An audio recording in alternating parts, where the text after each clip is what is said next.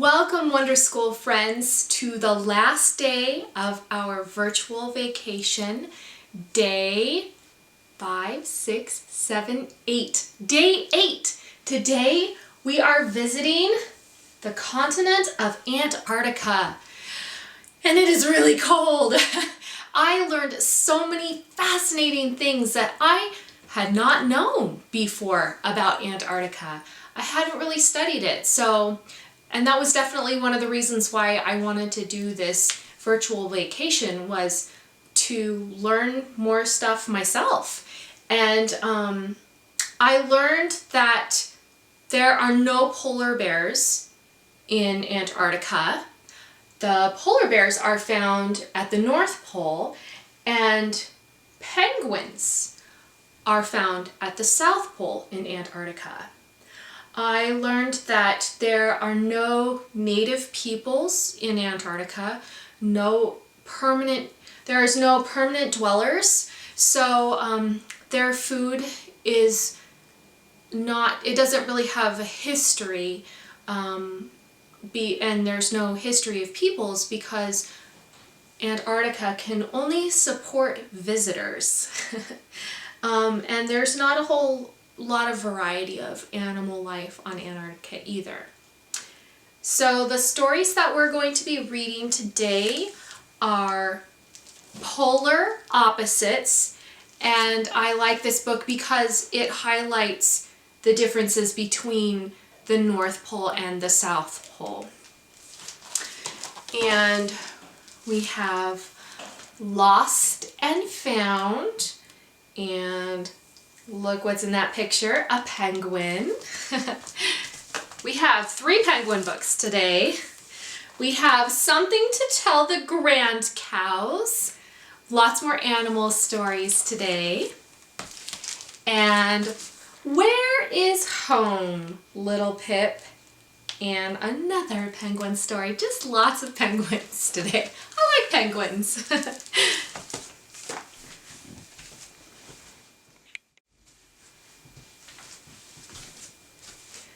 Okay, and now we're going to talk about what food you would like to try for our Antarctica day and what animal you would like to see most.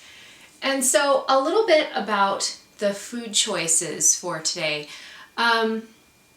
There's no food found in Antarctica. There's nothing growing there. So the people that live temporarily on Antarctica are scientists, and they bring in chefs and they bring in food that the chefs want to cook. And so the chefs enjoy the challenge, and they bring all kinds of different foods from all over the world to cook during their stay in Antarctica. So the choices that we have are foods from all over the world. And we have fish and chips, lamb stew and dumplings, Moroccan tagine, and Thai fish curry. So which world cuisine food would you like to try today for lunch? And these are the animals that we can see in Antarctica: Adelie penguin, blue whale, leopard seal, and orca. So stick around, because after the stories I will reveal what I want to eat and what animal I would like to see today.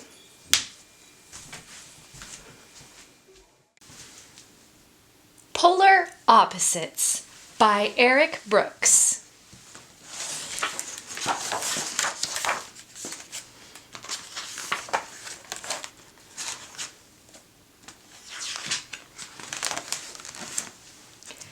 Alex is a big polar bear.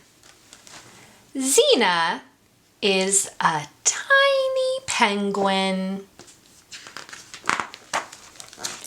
Alex and Xena are polar opposites.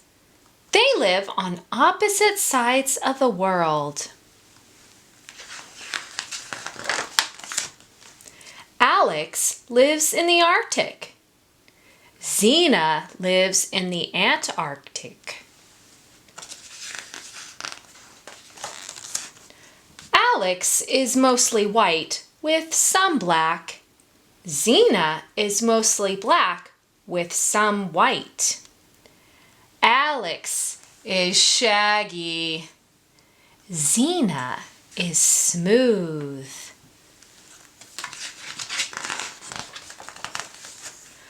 Polar opposites are different in so many ways.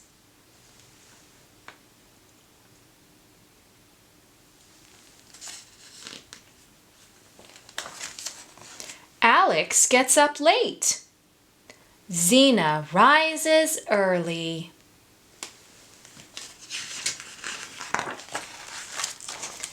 Alex likes sour things. Xena likes sweet things. Alex is messy. Xena is neat.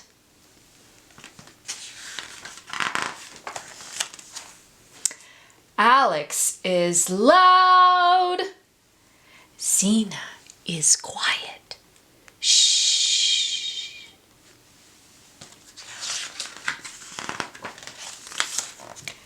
Alex's favorite clothes are bright.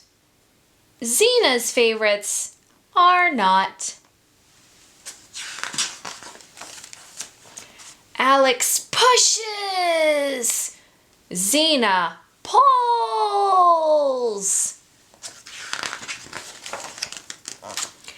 Alex travels fast.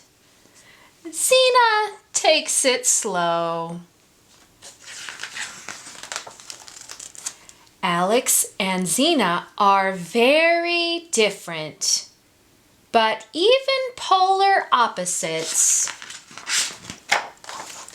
can always meet in the middle. Welcome to the Galapagos Islands, paradise at the heart of the world.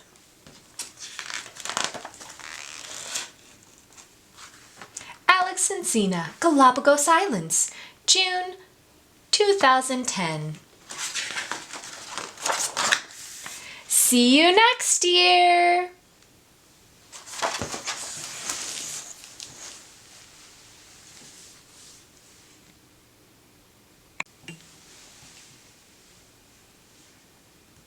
Where is Home, Little Pip?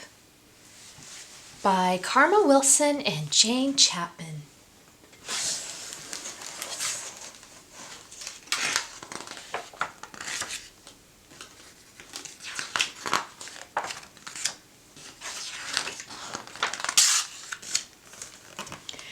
Pip was hatched in a nest made of pebbles on the cold Antarctic shore.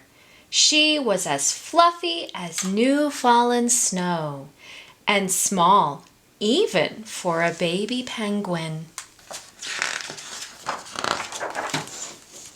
Every day Pip played. Whoosh, wish, whee!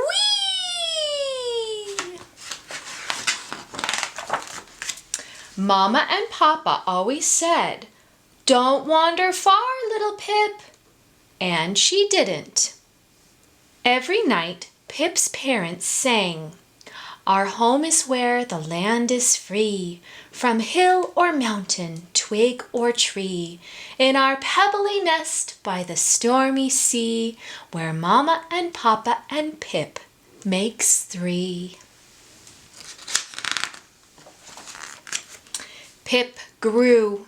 She needed more and more food. Mama and Papa constantly fished to keep up with Pip's belly. They never left her for long and always warned, "Don't wander far, little Pip." And she didn't. Until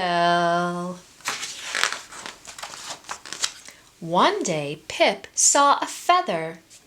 It glittered black against the white ice. Pip chased after it. Flap, flap, slap. But when she got close, poof, a gust of freezing wind fluttered the feather away. Flap, flap, slap, Pip chased. And chased, and chased. Got you, she cried. But when she turned for home, home wasn't there. As far as Pip could see, there was no pebbly nest, no penguins, and worst of all, no Mama and Papa. Where is home? Pip cried. Nobody answered. So Pip set off to look. Soon she heard swish, swish.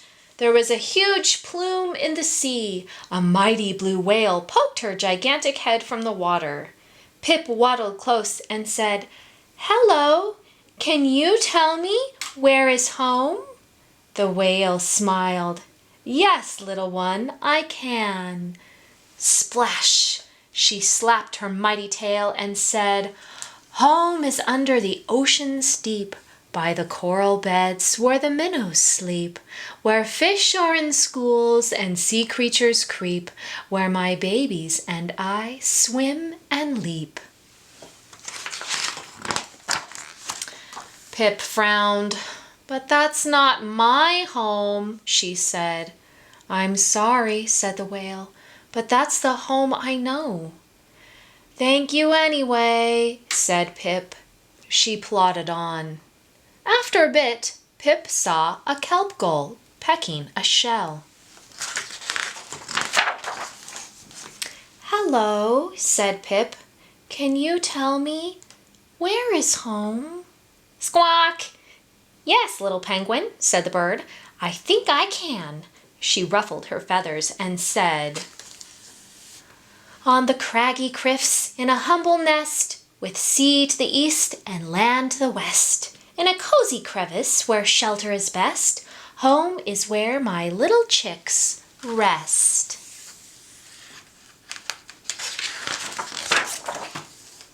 Pip frowned. "But that's not my home," she said. The bird shook her head sadly. Squawk! "Dreadful, I'm sure, but that's the home I know." "Oh well," said Pip, "I'll keep looking." Pip slumped along. She had walked far when she saw something strange indeed. A tall, two-legged creature being pulled by many four-legged creatures. When the creatures were close, Pip called, "Hello, strangers! Can you tell me where is home?" The tall creature said something, but Pip couldn't make out the words. One of the four-legged creatures said, "Woof! Don't mind him. I can answer that, little bird." She wagged her tail and said, "Across the ocean, far away, after sailing a ship for many a day, on the sandy shore, there's a house weathered gray. Home is where my puppies play." Pip frowned. "But that's not my home," she said. "Woof!" said the creature. "What a shame. That's the home I know." "Nice meeting you," said Pip. "I must keep searching." And she did. But the more Pip looked, the more lost she became. Finally, Pip stopped. Tears dripped down her cheek and froze solid.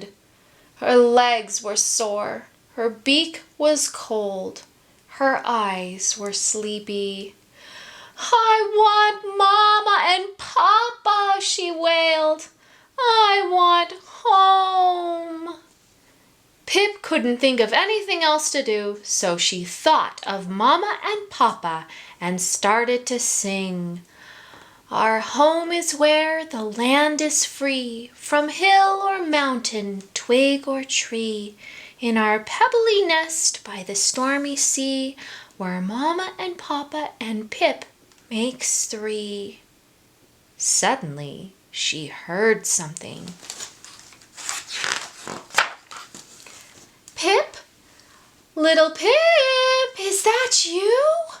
Suddenly she saw something. Mama, Papa, here I am, cried Pip. They rushed to meet her. They hugged, they kissed. Mama and Papa danced and waddled around her.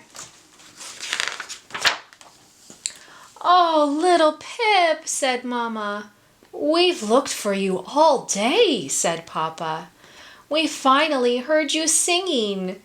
As they snuggled, Mama sighed. After such a long, scary day, you must be exhausted, my dear. Let's sleep. Yes, let's, said Papa. But aren't we going home? Asked Pip. Mama and Papa kissed Pip on her head. They asked, Where is home, little Pip? Then they sang this song.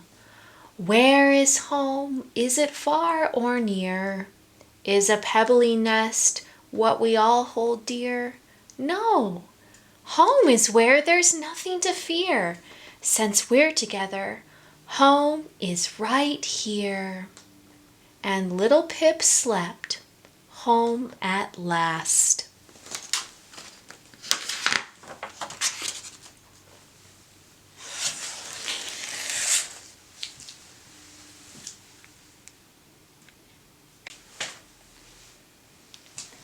Lost and Found by Oliver Jeffers.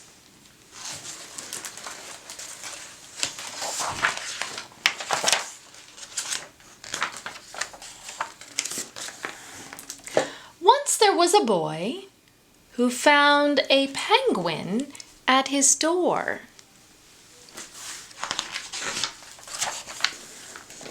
The boy didn't know where it had come from, but it began to follow him everywhere. The penguin looked sad, and the boy thought it must be lost.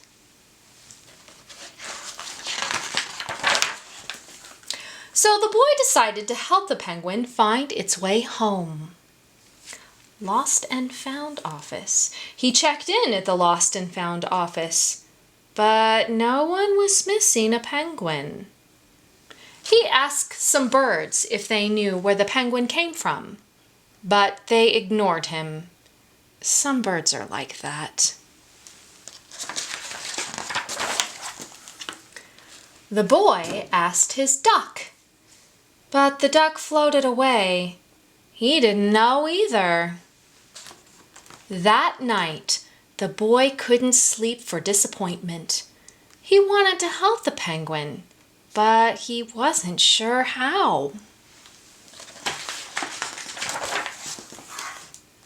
The next morning, he discovered that penguins come from the South Pole.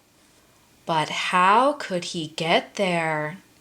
He ran down to the harbor and asked a big ship to take them to the South Pole. But his voice was much too small to be heard over the ship's horn. There he is. There's the penguin.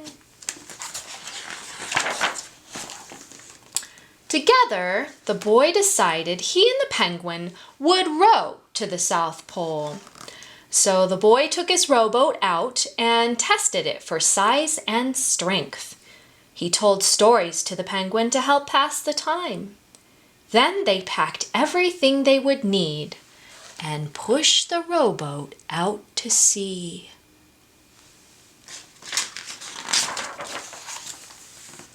They rowed for many days and many nights. There was lots of time for stories, and the penguin listened to every one, so the boy would always tell another.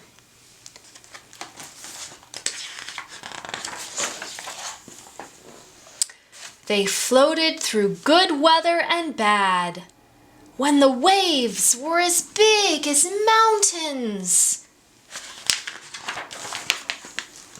until finally they came to the South Pole. The boy was delighted, but the penguin said nothing. Suddenly it looked sad again as the boy helped it out of the boat. "Welcome to the South Pole."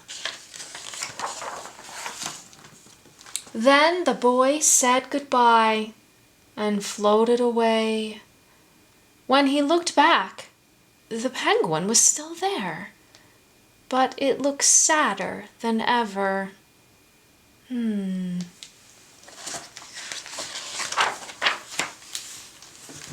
It felt strange for the boy to be on his own. There was no point telling stories now because there was no one to listen except the wind and the waves. Instead, he just thought. And the more he thought, the more he realized he had made a big mistake. The penguin hadn't been lost. It had just been lonely.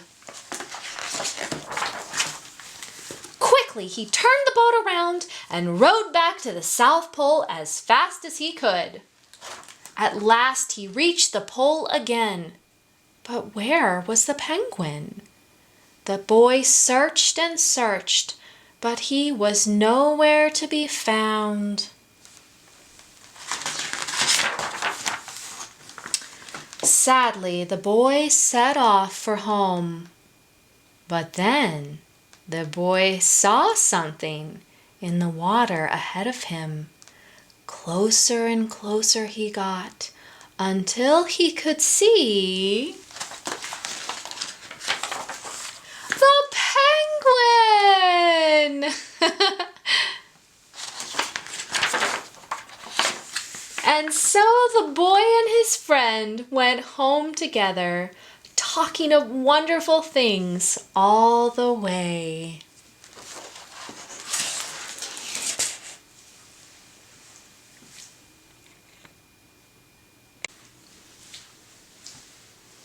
Something to Tell the Grand Cows. Written by Eileen Spinelli, illustrated by Bill Slavin.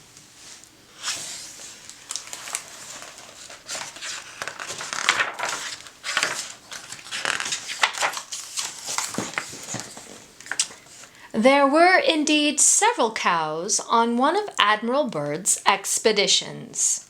South Pole. This says Byrd Antarctic Expedition, 1933-1935. Farmer Fergus could tell his grandchildren about the time he wrestled an alligator at the Virginia State Fair.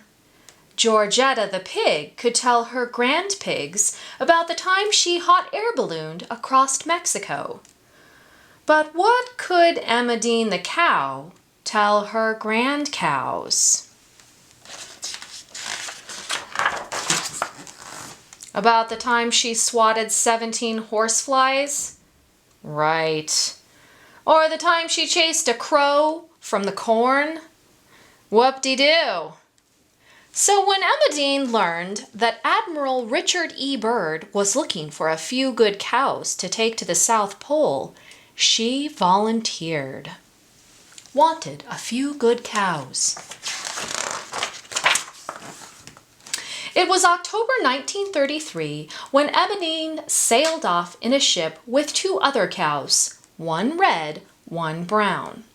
153 dogs, 56 explorers, and an assortment of boxes, barrels, snowshoes, skis, jelly, coffee, ukuleles, books, toothbrushes, and frying pans. The crew waved their hats and grinned goodbye.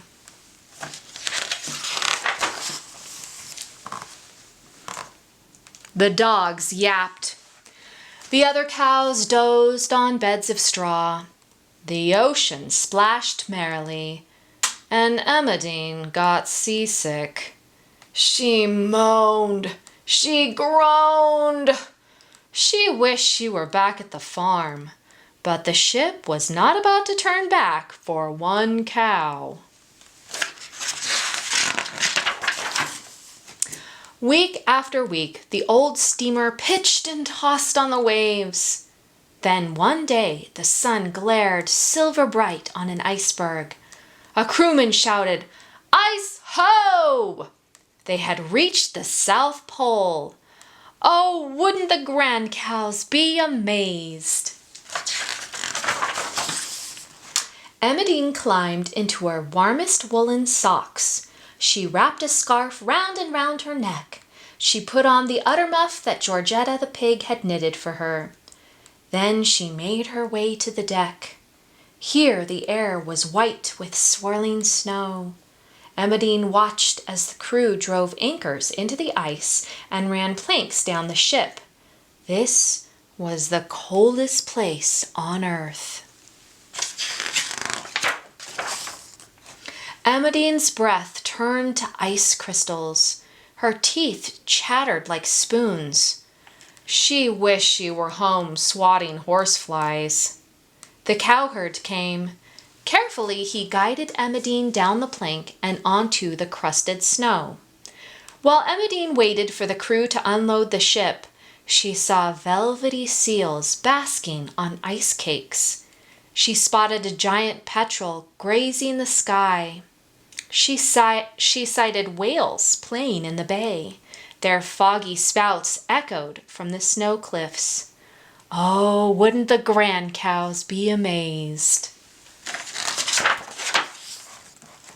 Emmeline noticed a penguin scooting on its stomach across the ice. It stopped smack in front of Emmeline. It stood up. Emmeline, curious, leaned forward. She sniffed the penguin's shiny coat. Not a good idea. Swack! The penguin slapped Emmeline's nose with its flipper. Before Emmeline could moo, ouch, the penguin had waddled over to check out the dogs. Emmeline sniffled. I sure do miss Georgetta the pig.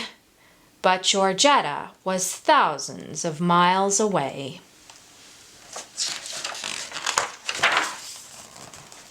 At that moment, the cowherd appeared with the other cows. He led all three slip-sliding across the ice to a ramshackle shed. Home, sweet home, said the cowherd. He spread straw for bedding. He checked the stove. He brought out the milk pails. Ah, thought Emmeline, milking time. And after that, bedtime, my first night's sleep at the South Pole. She waited for the sun to go down. This is the longest sunset I have ever saw, she mused. The sun seems stuck in the sky. In fact, it never did go down. For it was summer in the South Pole, and that meant sun in the morning, sun in the afternoon, sun all night. When the cowherd explained this, Emmeline exclaimed, Imagine! Sunlight 24 hours a day! Oh, wouldn't the grand cows be amazed?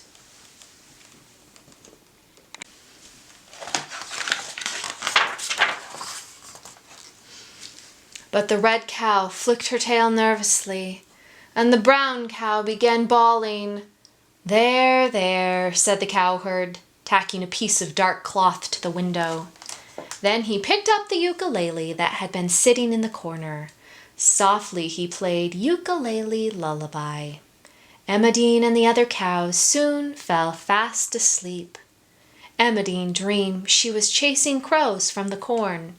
She woke up at 6 a.m. to the sound of wind, to the tinkling of icicles. One icicle bonked her on the head. If this was summer in the South Pole, what would winter be like? In time, Emmeline found out. April 19th, to be exact. On that day, the sky flared blue, green, red, and yellow. It was quite beautiful. Emmeline had never seen anything like it. Oh, wouldn't the grand cows be amazed? Slowly the sun dropped below the horizon and stayed down. Now it was darkness 24 hours a day. This was more unsettling than light. In the morning, the cowherd lit lanterns. He kept them lit until after supper. But even cows can tell lantern light from sunlight. It just wasn't the same. Besides the darkness, winter at the South Pole brought fierce gales, deep, dangerous drifts, hurling clouds of snow. There was no leaving the shed for a breath of fresh air or a bit of ski practice. The red cow grew bored. The brown cow grew moody. So Emmeline decided to give dancing lessons. She taught the red cow to tango. She taught the brown cow to polka. She even taught the cowherd to do the hoochie coochie. Oh, wouldn't the grand cows be amazed? Thinking about the grand cows, however, began to sadden Emmeline. She was so far away. Perhaps she would never see her grand cows again. Perhaps she would have to stay at the South Pole forever. She needn't have worried. No one stays at the South Pole forever. One day, when spring came, the cowherd led Emmeline out into the frosty air, across the ruffled snow, and onto the ship. Emmeline could hardly believe it. She was going home. When the ship finally reached home port, there were crowds cheering, there were flags waving, there was a brass band playing. Farmer Fergus met Emmeline at the dock. So did the President of the United States. He congratulated Emmeline. He presented her with a shiny gold medal. He kissed her on both cheeks. Oh, wouldn't the grand cows be amazed? About the President, about the iceberg and the whales and the sunlight and the darkness and the wind and the dancing and the whole South Pole adventure. And of course, they were.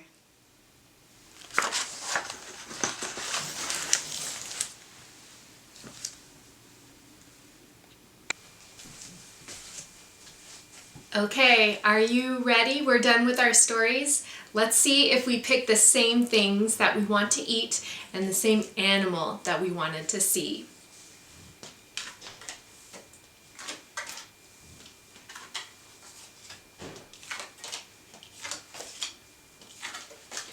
For lunch, I wanted to try lamb stew and dumplings, and the animal that I wanted to see today was the orca.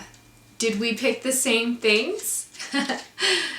Okay, well, thank you so much for joining me on all of our 8 days of our virtual vacation. It was so fun to pick out all these different stories from all over the world. I love doing this, and I hope you enjoyed the stories, and I will see you back at Wonder School soon. Bye!